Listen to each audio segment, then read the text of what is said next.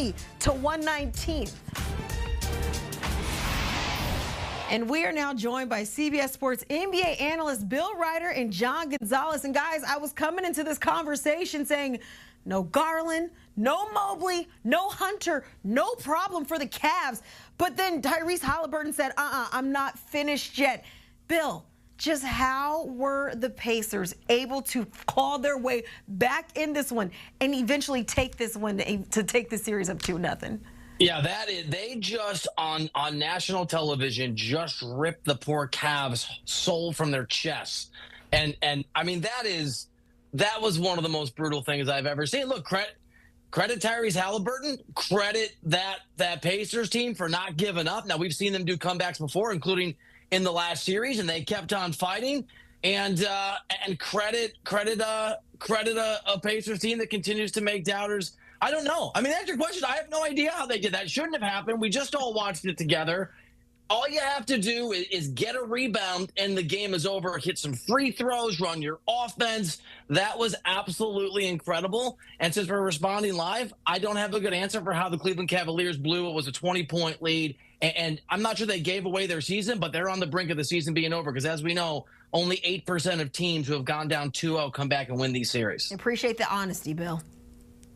Absolutely devastating for the Cavs, right? I mean, up 14 to start the fourth quarter on a night when Donovan Mitchell was carrying the Cavaliers, when he puts them on their back. And Keanu, we talked about this pregame where we said, okay, no Garland, no Mobley, no DeAndre Hunter. What needs to happen? You need all of Donovan Mitchell. Donovan Mitchell had a supreme effort tonight. This is something Bill and I had talked about on the podcast as well, about Donovan Mitchell really needing to elevate his game in the playoffs. He did that tonight, 34 minutes. He played outstanding at a monster dunk on Siakam. There was some physicality with Nesmith in the fourth quarter. I thought he was great. And then for the Cavs to blow that lead, it's just devastating. Haliburton, just ice water in his veins. He had an okay game through three quarters, but 11 in the fourth quarter, including the game winner where he rebounds his own missed free throw, brings it out of the top of the key. I thought, like Bill, that maybe he'd go to the hoop and just try to tie the game, but no. Taking that three-pointer, what guts that takes. Because if you miss that, now it's 1-1 and you've let the Cavs back into the series. Being up 2-0 on the number one seed, stealing both games on their floor before you go back to Indiana where you're excellent at home, man, the Cavaliers have to be just reeling right now. You can't do anything about the injuries, but you lose game one, that's one thing. You lose game two, now all of a sudden your series and your season is on the brink here. Yeah, you talk about Tyrese Haliburton. He had 8 points going into the fourth quarter. You mentioned those 11 there in the fourth, but then you also talked about Donovan Mitchell in pregame. We said it. He had to have a spectacular night, and he did just that. 48 points on 15 of 30 shooting, putting this team on his back despite being without a number of pieces. And I know, John, you talked about it a little bit, but Bill, what did you just make of just this performance that we saw out of Mitchell despite this ending in a loss yet again? Yeah, I mean, look, this is unfair for Donovan Mitchell, and the reality is life is unfair, and Cleveland and certainly Donovan Mitchell are learning that lesson. John and I talked about this a lot. I thought it was a worthy question. I don't think there was an answer. A worthy question, how could Donovan Mitchell play? Could he put a team on his back? Was he capable of making sure that this number one seed didn't go by the wayside in the second round? He's never made it past this point of the playoffs in his career, and he wasn't aided by the fact that he does not have the Defensive Player of the Year or his backcourt partner or a guy off the bench in DeAndre Hunter, who's a really important piece of this team. And it didn't matter. That's one of the better playoff performances you're going to see in a loss. And what's amazing is it really was a contest at the end of the game in the fourth quarter between the greatness of Donovan Mitchell and the greatness of Tyrese Haliburton, because we're talking about Haliburton's 11 fourth quarter points, and we should be. John's right. We're all right. I mean, that dagger at the end, it's literally the game winner. Mitchell had 12 points in the fourth quarter, and it was one of those things where Donovan Mitchell, did not get enough help. I guess we got the Max Strus game. I was prepared to come on here and do the ha-ha. We got the inevitable Max Strus game. But the fact is that Donovan Mitchell got to the rim, played a physical basketball game, hit shots, put the team on his back, scored almost every step of the way, had those points, scored in the fourth quarter. This is just a case in point where his team's defense, where the other guys, and I know they were missing key players. They're missing 3 key players. But someone else, I guess, other than Max Strus, needed to step up, box out, get a rebound. And it's just a reminder that in the NBA, and maybe guys especially today, just how much parity is and how many good teams there are. And we've talked about this in the West. It's true in the East, too. You cannot play with your food. You cannot allow teams to have life when you have a chance to win one of these games, because we have seen time after time after time in this postseason, if you do that, you can get your heart broken.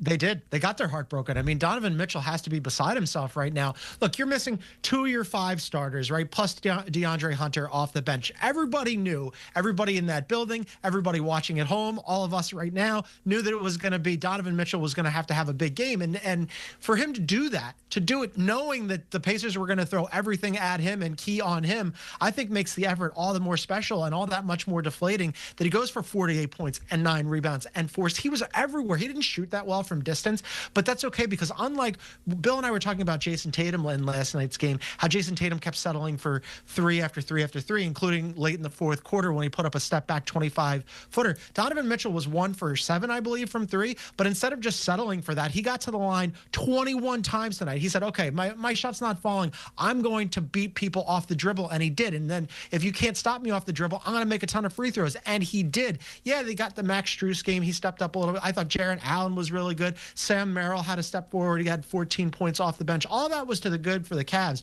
But to waste that Donovan Mitchell effort on a night where he did everything and more that you could have asked for, I just don't know how they recover from this. I mean, on top of also having those injuries, right? You don't know when those guys are going to be back in this series. That is a really difficult thing to recover from. There's a mental aspect to this here, not just the basketball and the strategy that they've got to recover for Game 3 going to Indiana, where, again, Indiana is fantastic in their building. But to have that effort and waste it, that's really difficult. John, you talk about wasting his effort, and this is just coming off of a game 2 days ago where Donovan Mitchell broke Michael Jordan's record with his 30-point performance. He follows up, putting the team on his back, putting up a 48-point performance. And now, you mentioned it, John, Pacers are excellent at home. Now you have this Cleveland team down 0-2 now going on the road. John, this was a 1 seed in the East. What is at stake for Cleveland where we stand heading into Game 3 now?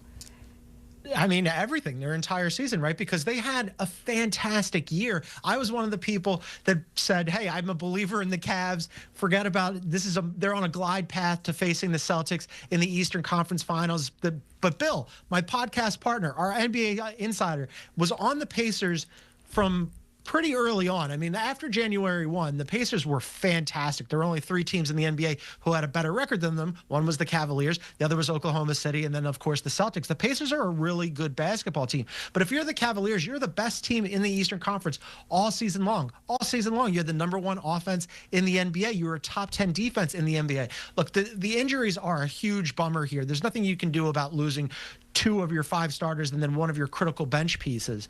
But if this goes the way that it looks like it's going right now, and they crash out in the second round, and they don't have the meeting that we thought was inevitable with the Boston Celtics, the defending champions, for a chance to win the Eastern Conference and go to the finals, this is a disaster for the Cleveland Cavaliers. They went from having a really excellent season to all of a sudden going, man, now what? Because nothing's assured for next year. Last year, nobody thought that they were going to be the #1 team in the Eastern Conference, and who knows what's going to happen next year with another year of Boston and, pieces moving around and trades and, ascendant teams like potentially the Pistons, or, I'm not even going to mention the team in Philadelphia potentially getting healthy. All I'm saying is nothing is assured. Nothing is assured in the Eastern Conference.